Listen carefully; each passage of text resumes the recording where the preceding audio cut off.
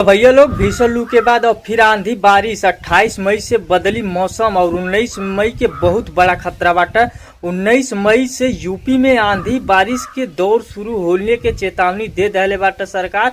और 29 मई के पूरे प्रदेश में तेज तूफान, बरसात और ओलावृष्टि के अलर्ट जारी। काहे कि रात में भी देखले हो बजा कि सबके मोबाइले पे अलर्ट आइल है।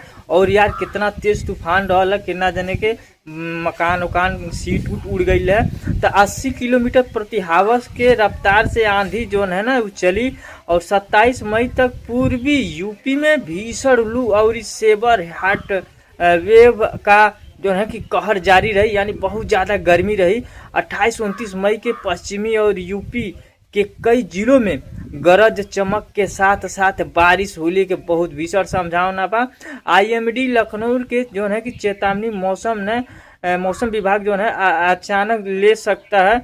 और जो जैसे रात में भी आई लहर, सबके मोबाइले पे अलर्ट जो है वैसन अलर्ट भी जारी हुई।